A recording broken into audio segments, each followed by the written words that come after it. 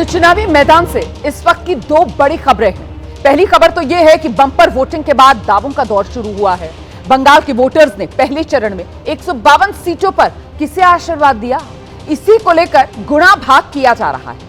और इन सब के बीच प्रधानमंत्री नरेंद्र मोदी आज हावड़ा में हुगली नदी में नौका विहार करते, फोटोग्राफी करते नजर आए। प्रधानमंत्री ने सोशल मीडिया पर अपना वीडियो साझा किया है। ये तस्वीरें प्रधानमंत्री नरेंद्र मोदी की आप देख रहे हैं। हुगली नदी पर नाव पर बैठे प्रधानमंत्री नरेंद्र मोदी और हाथ में कैमरा। हम जानते हैं प्रधानमंत्री नरेंद्र मोदी को फोटोग्राफी का शौक है और ऐसे में दूसरे चरण के मतदान के लिए प्रचार में जुटे हुए प्रधानमंत्री नरेंद्र मोदी पश्चिम बंगाल में हैं और सुबह सुबह हुगली नदी पर प्रधानमंत्री नरेंद्र मोदी पहुंचे हैं। तो दूसरे राउंड का प्रचार कल बंगाल में रैलियों के बाद रात को कोलकाता में वो रुके और सुबह हुगली नदी पर पहुंचे।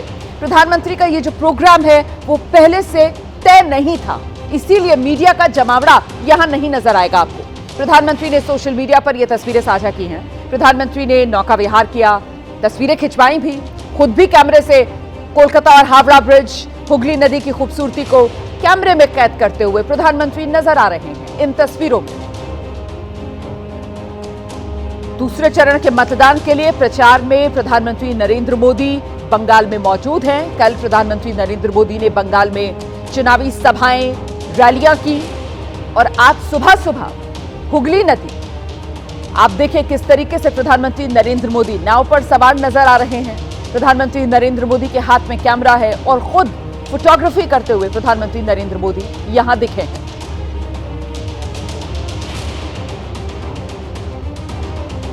सीधे आपको लेकर चलेंगे, हमारे साथ एबीपी न्यूज की पॉलिटिकल एडिटर मेघा उपाध्याय इस वक्त मौजूद है और जरा मेघा से जानते हैं। मेघा, चुनाव के समय में प्रधानमंत्री नरेंद्र मोदी की ये जो तस्वीरें सामने आ रही हैं, सिर्फ और सिर्फ हुगली नदी पर जाकर नौका विहार करके बात तस्वीरें खींचने की नहीं है, पर प्रधानमंत्री नरेंद्र मोदी जिस तरीके का कनेक्ट, जिस तरीके का एक रिश्ता बंगाल के लोगों के साथ बनाते हुए नजर आ रहे हैं चुनाव के मद्देनजर, वो अहम।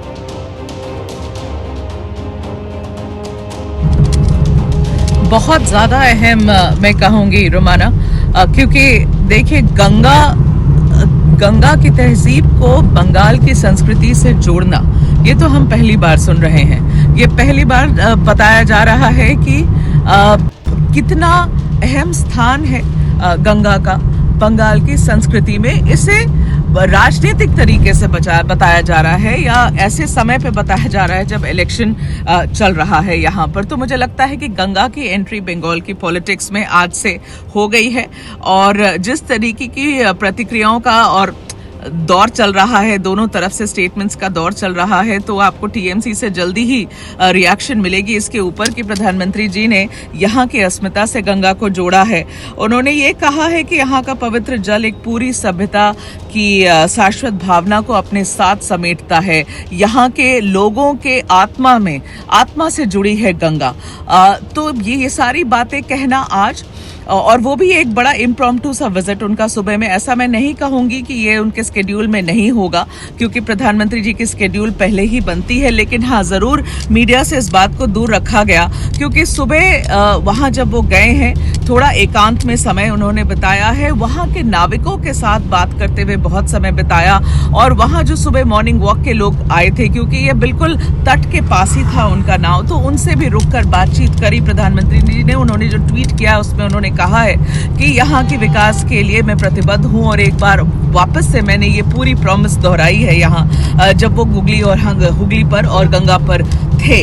अब ये सारी बातें एक तरफ, दूसरी बात यहाँ पर ऐसी है कि संस्कृति बंगालियों के लिए है ना, ये संस्कृति उनके लिए बहुत मायने रखती है और इस ऐसे सिचुएशन में जब दूसरे फेज की पोलिंग अगले 4 दिन के बाद होने वाली है, और मैं आपको ये बता दूं कि पहली फेज की पोलिंग में तो जिस तरीके की बम्पर यहाँ पर वोटिंग हुई है रोमाना, हर कोई दावे अब कर रहा है कि उनके लिए ये वोटिंग उनके लिए थी। टीएमसी कह रहा है उन्हें 125 सीटें आएंगी 152 में से, और गृह मंत्री जी और प्रधानमंत्री जी ये सब कह रहे हैं कि ये उनके लिए, लोग बाहर निकले हैं तो भारतीय जनता पार्टी के लिए, परिवर्तन के लिए और चेंज के लिए। लेकिन जो अगले राउंड की वोटिंग है ना, वो थोड़ी मुश्किल होने वाली है दोनों साइड के लिए, और उसकी तैयारी बड़ी जबरदस्त हो रही है। बिल्कुल सही कह रही है। देखिए, अभी जो बम्पर वोटिंग हुई है उससे किसे फायदा, बीजेपी या ममता, इसको लेकर तो सवाल है। नतीजों का इंतजार 4 मई तक करना होगा। इस बीच जो मेघा आपने बात कही है कि साहब संस्कृति से जोड़ने की बात प्रधानमंत्री नरेंद्र मोदी की इन तस्वीरों के जरिए नजर आती है। संस्कृति के साथ साथ मुझे लगता है संस्कार और वो बंगाल के लोगों का मिजाज, उससे भी एक कनेक्ट प्रधानमंत्री नरेंद्र मोदी यहां पर बनाते हुए नजर आए हैं। हमारे साथ कुछ खास मेहमान मौजूद है, वरिष्ठ पत्रकारों का पैनल। विजय त्रिवेदी जी वरिष्ठ पत्रकार हैं, राकेश शुक्ला जी वरिष्ठ पत्रकार हैं, इस समय हमारे साथ मौजूद है। बहुत स्वागत आप दोनों का। राकेश सर, आपके पास आ रही हूं। पहले इन तस्वीरों को लेकर आपके मन में क्या आ रहा है? जब बिहार चुनाव में प्रधानमंत्री जी गए थे तो उन्होंने एक बड़ी बात कही थी। उन्होंने कहा था कि बिहार के जो गंगा निकलती है वो बंगाल की तरफ जाती है, और जो हुगली नदी है उसका इतिहास जो है भागीरथी के रूप में भी उसकी पहचान है, और भागीरथी का भारतीय इतिहास में बड़ा महत्व है। भागीरथी ही गंगा को लेके आए थे। तो ऐसे में प्रधानमंत्री जी का हुगली नदी पे जाना चुनाव के दौरान और भागीरथी में आपका उतरना, स्वाभाविक तौर पे मुझे लगता है कि वो अपने कंधे से पश्चिम बंगाल पे सत्ता लाने का एक संकेत दे रहे हैं। और दूसरा, एक सबसे बड़ी बात यह है रोमाना जी कि प्रधानमंत्री कोई भी एक्टिविटी करते हैं वो एक इवेंट का रूप ले लेती है, और मुझे लगता है उनकी ये एक्टिविटी भी एक इवेंट बन गई है। आप याद करिए 2020 के जब विधानसभा का चुनाव बिहार में होने वाला था तो दिल्ली के इंडिया गेट पे हुनर हाट लगा हुआ था, और वहाँ उन्होंने लिट्टी चोखा कहा था, उसकी भी बड़ी चर्चा थी। और इस बार झालमुड़ी की चर्चा है, और एक तीसरी चर्चा अब हुगली नदी पर उनके उतरने और फोटोग्राफी करने की हो रही है। तो कहीं ना कहीं प्रधानमंत्री जी की एक्टिविटी का इवेंट बनना और इवेंट बनने के बाद उसकी चर्चा होना एक स्वाभाविक प्रक्रिया बन चुकी है। बिल्कुल विजय जी, वाराणसी में तो मां गंगा का आशीर्वाद मिला था, अब यहाँ पर गंगा जिसका नाम भागीरथी भी है, हम सब जानते हैं, जिक्र राकेश शुक्ला जी ने कर ही दिया है, तो बंगाल में भी मां गंगा का आशीर्वाद चाहिए। विजय जी अनम्यूट कर लीजिए। यदि केंद्र की राजनीति का चर्चा करें तो प्रधानमंत्री की केंद्र की राजनीति गंगा से शुरू हुई है। वाराणसी पहुंचे गुजरात से तो उन्होंने कहा मां गंगा ने मुझे बुलाया है, तो मां गंगा के साथ उनका एक पॉलिटिकल करियर भी कहना चाहिए वो चलता है। और बिहार के चुनाव का जैसे राकेश जी ने जिक्र किया, बहुत महत्वपूर्ण बात थी जब उन्होंने कहा था कि जब बिहार के चुनाव हुए कि बिहार की गंगा बंगाल तक पहुंचेगी। यानी बिहार में जिस तरह से जीत भारतीय जनता पार्टी ने हासिल की, और अब तो पहली सरकार बिहार में बन गई है भारतीय जनता पार्टी की, तो क्या वो गंगा यहाँ तक पहुँचेगी? हालांकि यहाँ तो उसे हुगली कहा जाता है, और गंगा का वहाँ पर बहुत महत्व है। गंगा सागर वहाँ है पश्चिम बंगाल में, गंगा सागर भी हजारों लोग जाते हैं। संस्कृति की लड़ाई वहां पर हो रही है। यदि आपको ध्यान हो, भारतीय जनता पार्टी के जनरल सेक्रेटरी ऑर्गेनाइजेशन BL संतोष है, उन्होंने कहा था कि ये सिविलाइजेशनल वॉर है, ये इलेक्टोरल वॉर नहीं है।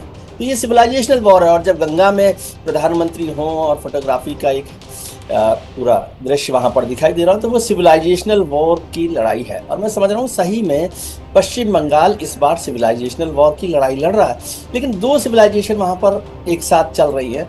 ममता बनर्जी की बंगाल सिविलाइजेशन, जिसे वो बंगाली अस्मिता कहते हैं जी, और भारतीय जनता पार्टी की हिंदू सिविलाइजेशनल वॉर।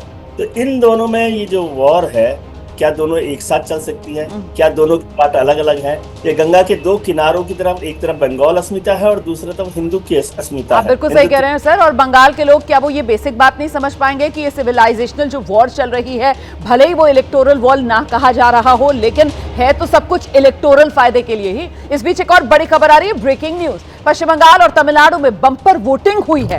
इतनी भारी संख्या में मतदाताओं ने लोकतंत्र के पर्व में हिस्सा ले लिया कि बंगाल में तो पिछले 17 चुनाव, तमिलनाडु में पिछले 14 चुनाव का आप इतिहास उठाकर देख लीजिए, कभी इतनी वोटिंग हुई नहीं है। बंगाल में तो सारे रिकॉर्ड टूट गए वोटिंग के। पश्चिम बंगाल में मतदान के सारे रिकॉर्ड टूट गए हैं। पहले चरण में करीब 83% वोट पर है, 92.88%। 16 जिलों की 152 सीटों पर यह 93% मतदान हुआ है। तमिलनाडु में 85.15% मतदान।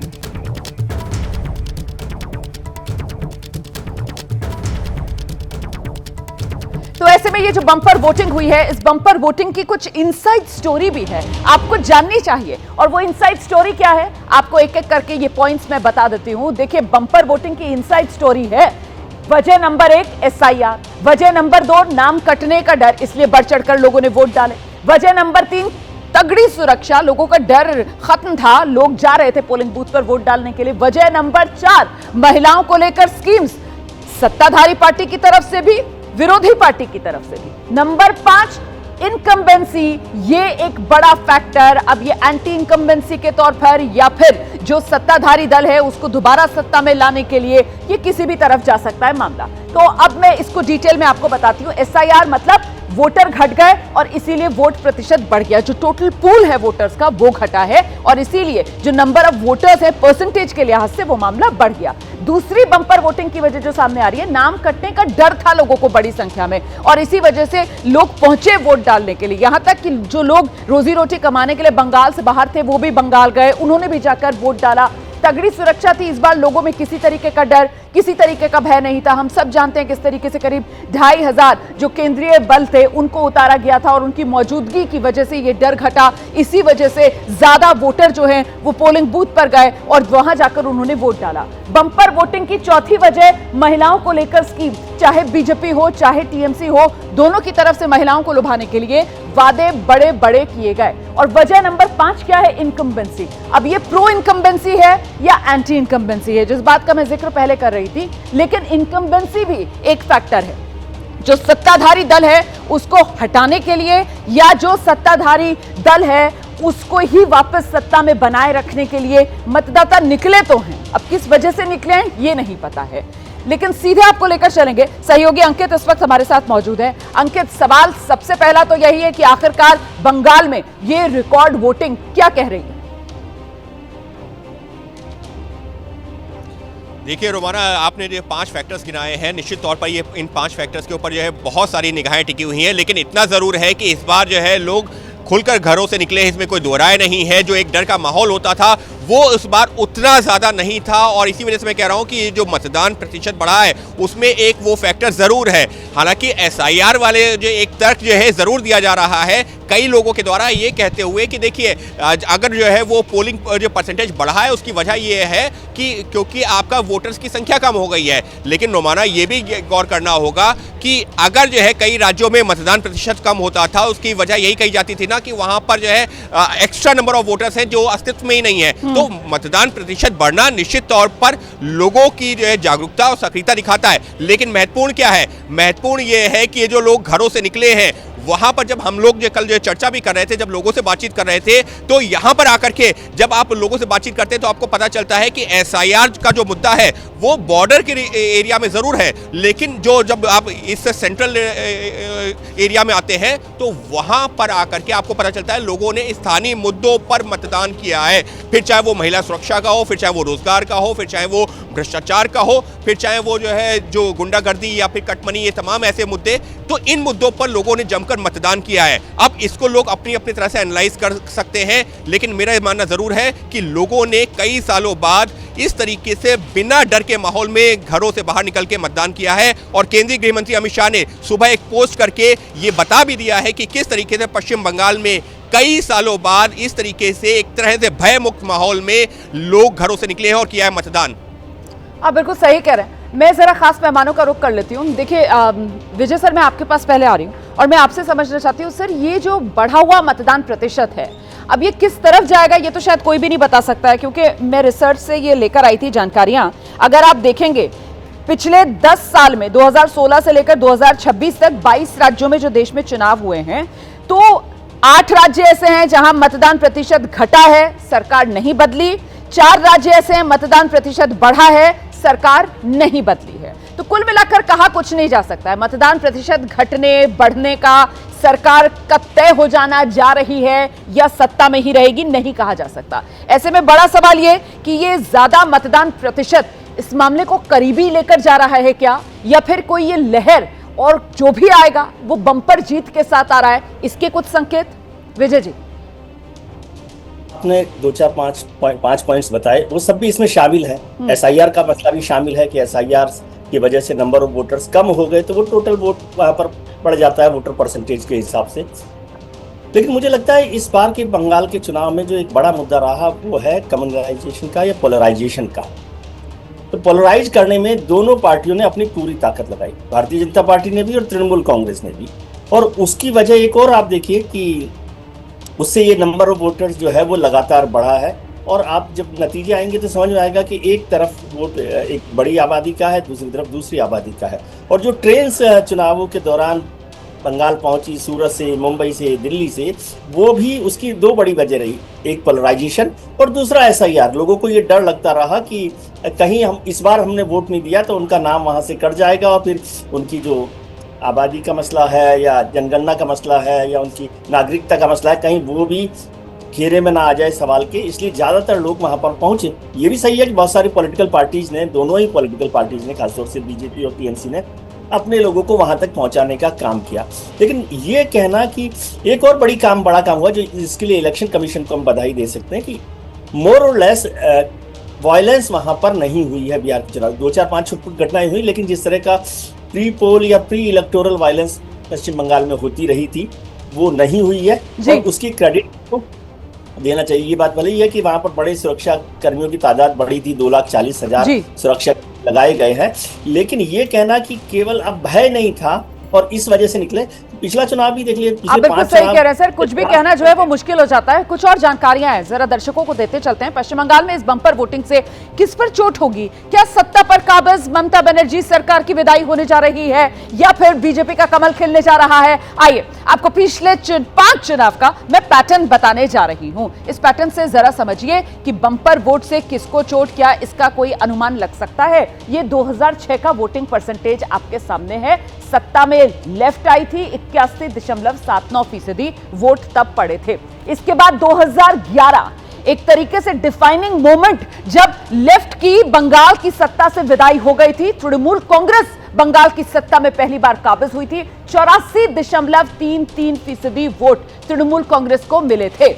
जो सत्ता परिवर्तन बंगाल में हुआ था उस समय का यह आंकड़ा। फिर आप देखिए 2016 तृणमूल सत्ता में बनी रही, वोटिंग परसेंटेज घटा, 82.66% वोट पड़ा था साल 2016 में। अब अगला जब चुनाव हुआ तो वो 2021 में हुआ और ये चुनाव जो है वो कोरोना के साए में हुआ था, अगर आपको याद होगा। यहां पर करीब 81.5% वोटिंग परसेंटेज का आंकड़ा सामने आया था, 81.56, और TMC जो है वो सत्ता में बनी रही थी। अब ये जो मैंने आपको आंकड़े दिखाए हैं, इसके आधार पर थोड़ा सा एनालिसिस करना जरूरी हो जाता है, क्योंकि जब हम 2026 में हैं तो 92.88% वोट पड़ा है पहले चरण में जो वोटिंग हुई है। और ये जो पहले चरण में वोटिंग हुई है, अगर 2021 से कंपेयर किया जाए तो वो पहले चरण में करीब 82% के करीब वोट पड़े थे। तो उससे आप देखिए कैसे ये 11% के आसपास की बढ़ोतरी है जो इस वोटिंग परसेंटेज के आंकड़े में देखी जा रही है। और अब इसी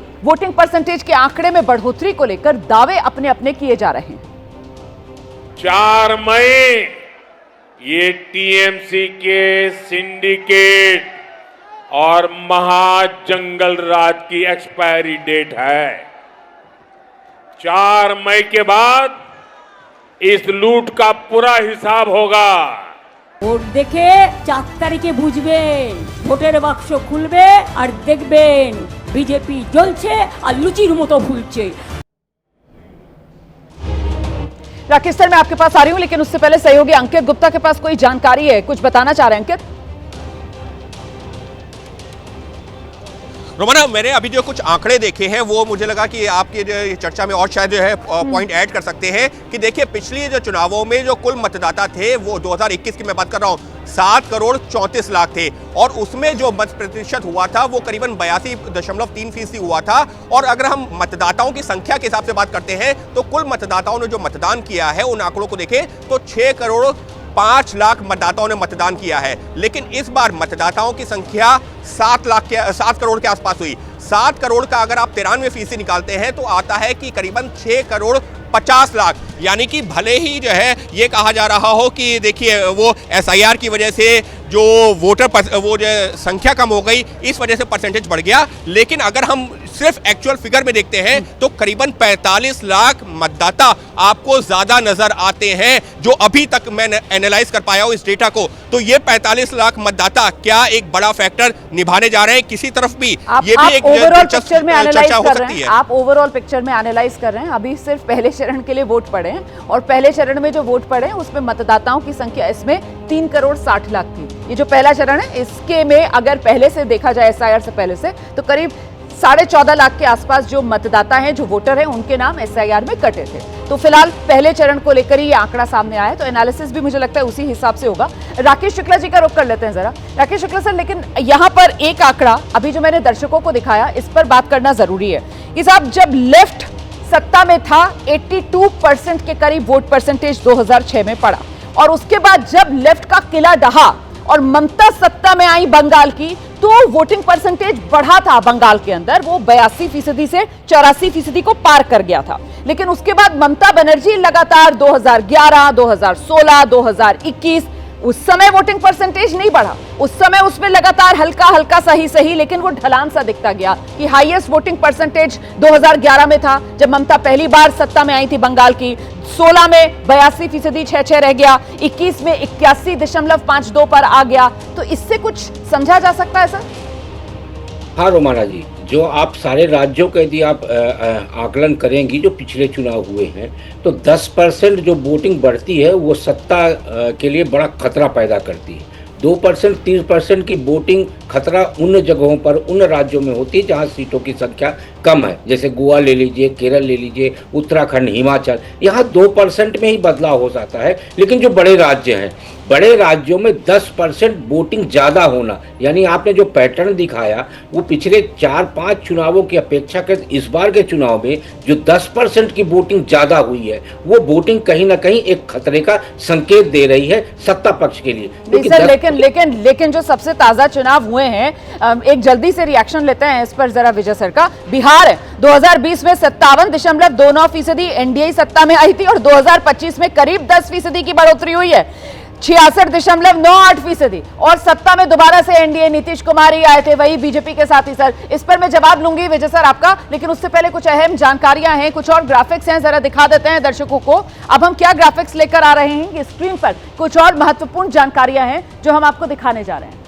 ये बम्पर वोटिंग की जो इनसाइड स्टोरी है जिसके बारे में मैं आपको बता रही हूं, देखिए वजह क्या क्या सामने निकल कर आ रही है। पहली वजह तो एसआईआर ही है कि एसआईआर की वजह से, क्योंकि जो कुल वोटर है उनकी संख्या घटी है, इसीलिए जो वोटिंग परसेंटेज है वो बढ़ा हुआ नजर आ रहा है। दूसरी वजह बताई जा रही है कि इसी एसआईआर का आप इसको इफेक्ट मान सकते हैं, नाम कटने का बंगाल के वोटर्स को डर, इस बार उनको लगा कि वोट जरूर डाल देना चाहिए, तो इस वजह से भी बम्पर वोटिंग हुई है। तीसरी वजह जो सामने आ रही है वो तगड़ी सुरक्षा को लेकर है कि इस बार सुरक्षा के ऐसा पुख्ता इंतजाम थे कि साहब लोगों में बिल्कुल भय नहीं था और लोग जा रहे थे वोट डालने के लिए। तो ये अलग अलग वजह जो सामने निकल कर आ रही है। वोटर घट गए हैं इसीलिए ये वोट प्रतिशत बढ़ गया है, जो एसआईआर का सीधा इफेक्ट बताया जा रहा है। एसआईआर का ही एक और इफेक्ट ये बताया जा रहा है कि नाम कटने का डर, इस वजह से वोटर्स ने बढ़ चढ़कर हिस्सा लिया इस बार वोटिंग में। और चुनाव आयोग को श्रेय देना चाहिए, इस बार तगड़ी सुरक्षा के इंतजाम थे, लोगों में किसी तरीके का कोई डर नहीं था, केंद्रीय सुरक्षा कर्मियों की मौजूदगी थी, लोग वोट डालने के लिए पहुंचे। महिलाओं को लुभाने में कोई पीछे नहीं था, बीजेपी, टीएमसी सबने महिलाओं को लेकर बड़े बड़े वादे किए और महिलाएं लगातार बढ़ चढ़कर पश्चिम बंगाल में वोट करती आई हैं। इनकम्बेंसी को लेकर, चाहे वो प्रो हो या एंटी हो, ये भी एक बड़ी वजह बनी है बंगाल में इस बम्पर वोटिंग की। लेकिन यहां पर जो हम चर्चा कर रहे हैं और जहां पर हमने इस चर्चा को रोका था, विजय सर के पास मुझे लगता है जरा चलना चाहिए। विजय सर, वो 10% वाला जो आंकड़ा बता रहे थे अभी राकेश शुक्ला जी, आ रही हूं मैं आपके पास, लेकिन उससे पहले एक बार फिर से ये आंकड़ा देखिए आप। 2006 जो मैंने पहले आपको बताया था, 81.79% वोट पड़े थे, सीपीएम सत्ता में आई थी। लेकिन जब सत्ता परिवर्तन हुआ है बंगाल में तो वोटिंग परसेंटेज बढ़ा हुआ 84.33% और टीएमसी सरकार में आई, और उसके बाद से देखिए 84% से घटा हुआ है ये 82.66% और टीएमसी ही सत्ता में रही। 82% से घटा हुआ है 81.56% वोटिंग परसेंटेज, टीएमसी ही सत्ता में रही। लेकिन इस बार 2026 में तो वोटिंग परसेंटेज बढ़ गया है अचानक से, और बढ़ा भी बम्पर है 92.88%। तो ये बढ़ा हुआ वोटिंग परसेंटेज क्या कह रहा है? बम्पर वोट किसको फायदा किसको चोट? तो वोट 93% और सत्ता किसे 100%? यही सवाल है जिसको डिकोड कर रहे हैं इस वक्त बंगाल के लोग भी और देश भर में चुनावी विश्लेषक भी, क्योंकि बम्पर वोटिंग पश्चिम बंगाल में हो गई है। ऐसी वोटिंग पश्चिम बंगाल में हो गई है जिसने पुराने सारे रिकॉर्ड तोड़ दिए हैं। बंगाल के इतिहास में सबसे ज्यादा वोट पड़े हैं। ये देखिए आप, विधानसभा चुनाव का सिलसिला जब से पश्चिम बंगाल में शुरू हुआ 1951, तब से लेकर अब तक 2026, ये पहले चरण में जो वोट पड़े हैं सबसे ज्यादा 93% वोट इस बार पड़ गए इस एक चरण में। कभी इससे पहले पश्चिम बंगाल के अंदर वोटिंग परसेंटेज ने जो 85 का आंकड़ा है वो पार नहीं किया है। 85% का आंकड़ा कब पार किया था? 2011 में। 2011 में क्या हुआ था? 2011 में पश्चिम बंगाल का जो सियासी माहौल है वो बिल्कुल बदला था।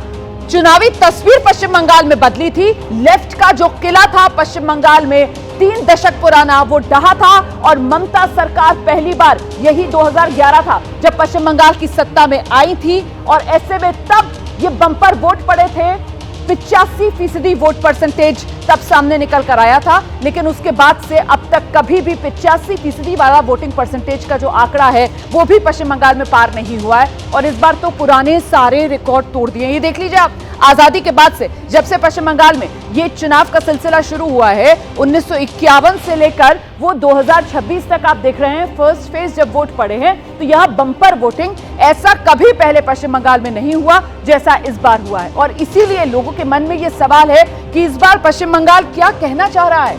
ये वोट पश्चिम बंगाल का बम्पर वोट क्या कह रहा है अंकित गुप्ता?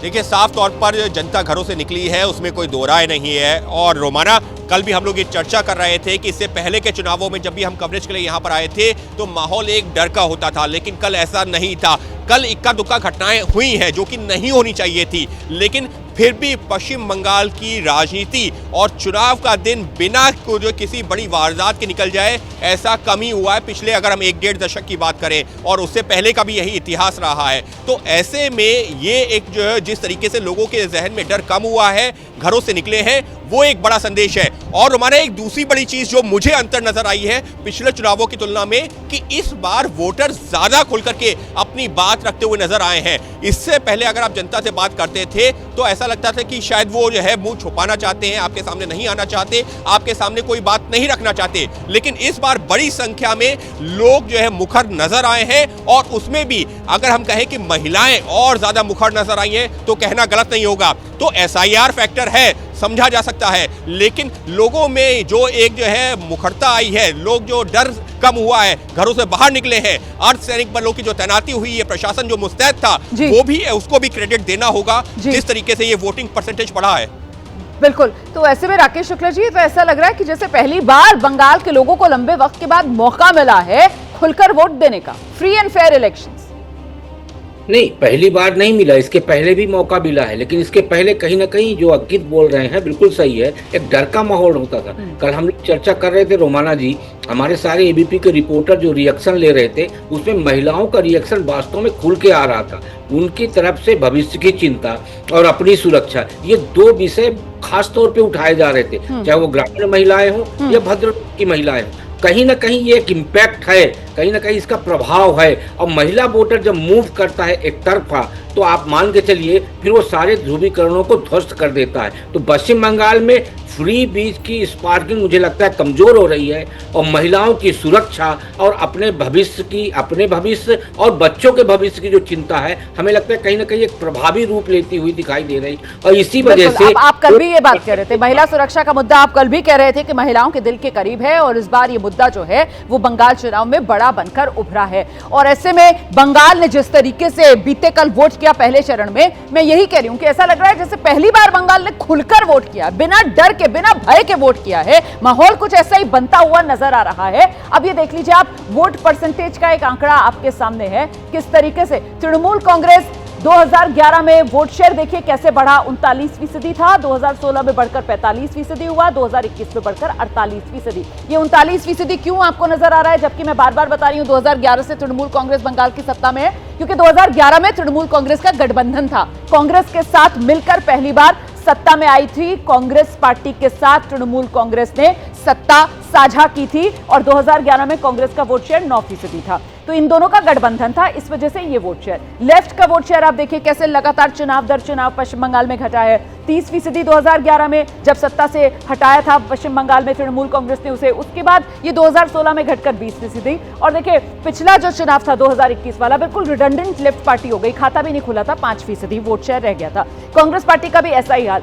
तृणमूल कांग्रेस के साथ मिलकर 2011 का चुनाव लड़ा था, 9% वोट शेयर। उसके बाद अपने दम पर 2016 में जब चुनाव लड़ा था 12% वोट शेयर, और पिछले चुनाव में देखिए खाता नहीं खुला था कांग्रेस पार्टी का, 3% वोट शेयर महज रह गया कांग्रेस पार्टी का। और बीजेपी देखिए आप किस तरीके से लगातार वोट शेयर में उछाल है, कहां तो 4%, उसके बाद 10% वोट शेयर था 2016 में और महज 3 विधानसभा सीटें, और सीधे 2021 में छलांग जो लगी थी वो 77 सीटों के साथ 38% वोट शेयर आ गया था। ये विधानसभा का आंकड़ा है, हालांकि 2016 और 2021 के बीच यहां पर 2019 का जो लोकसभा चुनाव था वो भी बहुत महत्वपूर्ण हो जाता है। तो बंगाल का बदलता ये सियासी मिजाज सीटों के लिहाज से जो सामने आ रहा है उसको भी आप देख लीजिए।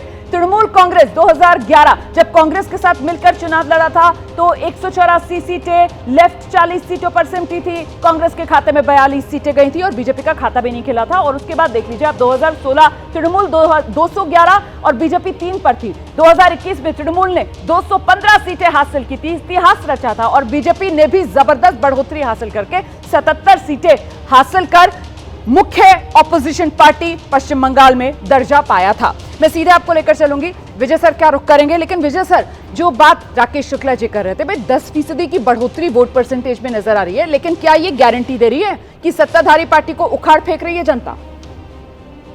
रोमाना जी, 10% की बढ़ोतरी एकदम चैलेंज तो करती है आपको कि क्या वजह है कि वो, मैंने बिहार का एग्जाम्पल दिया था सर अभी। नहीं, वही मैं कह रहा हूँ, बड़ा परसेंटेज होता है जो एक संभावना बनाता है कि सरकार परिवर्तन हो सकता है। लेकिन आपने 2006 के चुनाव का जिक्र नहीं किया, 2001 का जिक्र किया, 2006 का किया। 2006 में 7% वोट बढ़ गया था पश्चिम बंगाल में, जो 75% था 2001 में, और 81% 82% था वहां जी। 77 से 82 हुआ था, 77 से 82 हुआ था, बिल्कुल सही कह रहे हैं सर आप। तो वो उस समय सरकार नहीं बदली। और पिछला चुनाव को ले लें आप, देखिए 2021 के चुनाव में भारतीय जनता पार्टी का 28% वोट जंप है, 10% से 28%, 38% हो गया। तो 28% जंप के बाद भी वहां पर सरकार नहीं बदल रही। ठीक है, तो क्या इसका मतलब हो सकता है कि सरकार अभी तो केवल उनको 4-5% वोट का परिवर्तन चाहिए। यदि इन 10% वोट में से 3-4% वोट का एक इजाफा हो जाए तो भारतीय जनता पार्टी के लिए संभावना बनती है। लेकिन आज हम नहीं बंगाल की चर्चा कर रहे हो तो तमिलनाडु पे क्यों नहीं चर्चा कर रहे हैं? वहां पे 12% वोट बढ़ गया है। क्या तमिलनाडु में स्टालिन की सरकार जा रही है? और असम जैसे छोटे राज्य में जहाँ 4% वोट का परिवर्तन हुआ है तो क्या हिमंता बिस्वा शर्मा की सरकार जा रही है? मैं जवाब दूंगी। राकेश शुक्ला जी, ये जो पॉइंट्स यहाँ पर इस चर्चा में विजय सर लेकर आ रहे हैं, मुझे लगता है इस पर भी एनालिसिस हमें करना चाहिए। मैं आ रही हूँ विजय सर आपके पास, लेकिन इससे पहले एक बड़ी खबर आ रही है, ब्रेकिंग न्यूज। अब से कुछ ही देर बाद गृहमंत्री अमित शाह प्रेस कॉन्फ्रेंस करने जा रहे हैं। पहले चरण की वोटिंग के बाद गृहमंत्री अमित शाह की ये प्रेस कॉन्फ्रेंस होगी। और देखिए, गृहमंत्री अमित शाह की तरफ से पहले चरण के लिए जब प्रचार हो रहा था तभी उनकी तरफ से कहा जा रहा था कि पहले चरण में बीजेपी कितनी सीटों का लक्ष्य लेकर चल रही है, ये वो बताएंगे देश को वोटिंग के बाद। और ऐसे में अब वोटिंग हो चुकी है, प्रेस कॉन्फ्रेंस के लिए आएंगे अमित शाह और देखना होगा क्या बंगाल को लेकर बीजेपी कितनी सीटों का लक्ष्य लेकर चल रही है। वो नंबर, वो जादुई आंकड़ा, वो फिगर बीजेपी की तरफ से, गृहमंत्री अमित शाह की तरफ से देश के सामने रखी जाएगी। क्या सीधे आपको लेकर चलेंगे जहां ये प्रेस कॉन्फ्रेंस होनी है, वहीं सहयोगी अंकित गुप्ता इस वक्त मौजूद है। अंकित, क्या जानकारी मिल रही है? आज जब आएंगे अमित शाह तो नंबर बताएंगे अमित शाह?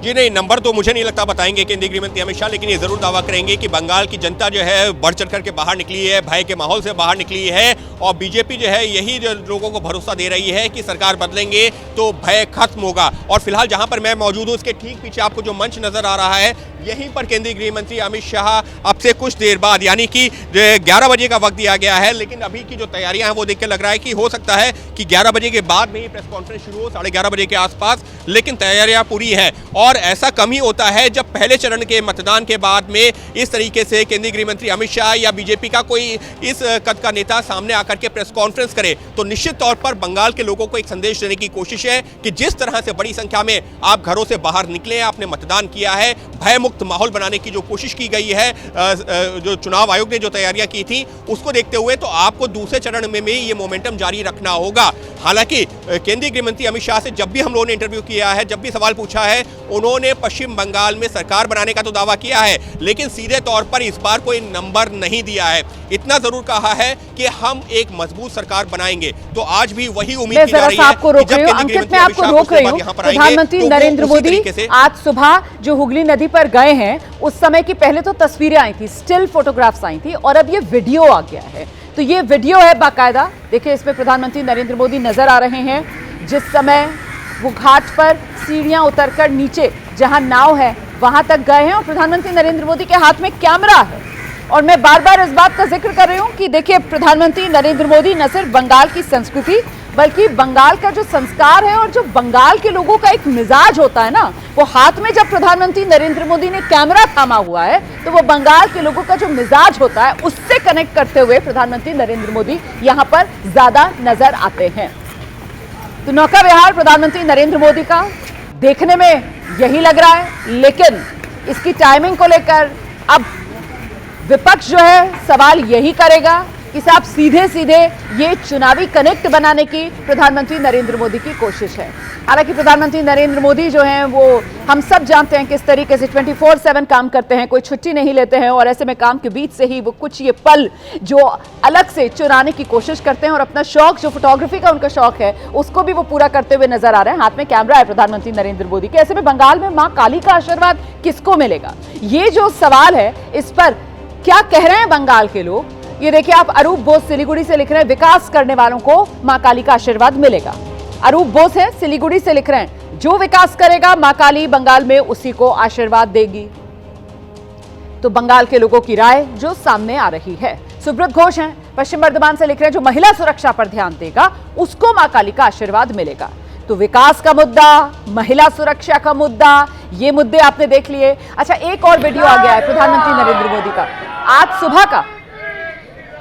तो जय श्री राम के नारे यहां पर सुने आपने, जय श्री राम के नारे लग रहे हैं, और इन नारों को लेकर पश्चिम बंगाल की जो मुख्यमंत्री है ममता बनर्जी वो कई बार आपत्ति दर्ज करा चुकी हैं। सार्वजनिक तौर पर भी वो बार बार इस बात का जिक्र करती हैं कि जय श्री राम के नारे जो है वो बंगाल की संस्कृति के साथ मेल नहीं खाते हैं, ये सिर्फ बीजेपी के चुनावी नारे हैं। फिलहाल प्रधानमंत्री नरेंद्र मोदी आज सुबह जब हुगली नदी पर पहुंचे हैं तो उस समय के ये वीडियोज अब सामने आए हैं। प्रधानमंत्री नरेंद्र मोदी नौका विहार करने के लिए आज सुबह हुगली नदी पर पहुंचे थे, और महज 15 मिनट का इंतजार बाकी रह गया है। गृहमंत्री अमित शाह मीडिया के सामने आएंगे। गृहमंत्री अमित शाह प्रेस कॉन्फ्रेंस करने जा रहे हैं। इंतजार है आज की इस प्रेस कॉन्फ्रेंस में गृहमंत्री अमित शाह की तरफ से क्या कहा जाएगा। बम्पर वोट बंगाल में पड़ा है। दूसरे दौर की वोटिंग जो 29 अप्रैल को होनी है, उससे पहले मुख्यमंत्री ममता बनर्जी का नया बयान सामने आया है। बीजेपी के लिए काम करने वालों के नाम लिस्ट में हैं। बीजेपी के बैकग्राउंड वाले अफसरों की तैनाती हुई। बीजेपी के पास हमें हराने की क्षमता नहीं है, ये ममता बनर्जी कह रही हैं। कह रही है मैं बंगाल में पैदा हुई हूं, मैं बंगाल में मरूंगी, बंगाल के बाद दिल्ली पर कब्जा करूंगी। ममता बनर्जी सीधी चुनौती दे रही हैं प्रधानमंत्री नरेंद्र मोदी को। मुझे दिल्ली में भाजपा की बर्बादी चाहिए, भाजपा को दिल्ली से हटाना होगा। हम अन्याय के खिलाफ लड़ते हैं, हम अपने अधिकारों के लिए लड़ते हैं।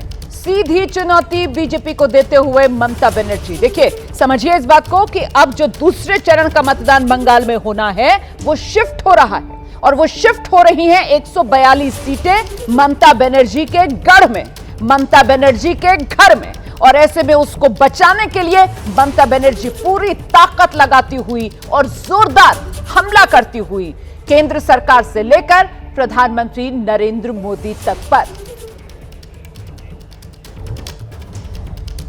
तो बस कुछ देर का और इंतजार। सुबह 11 बजे गृहमंत्री अमित शाह पश्चिम बंगाल में प्रेस कॉन्फ्रेंस करने वाले हैं। वो क्या तेवर दिखाएंगे और साथ ही बंगाल को लेकर क्या आंकलन रखेंगे, इंतजार है।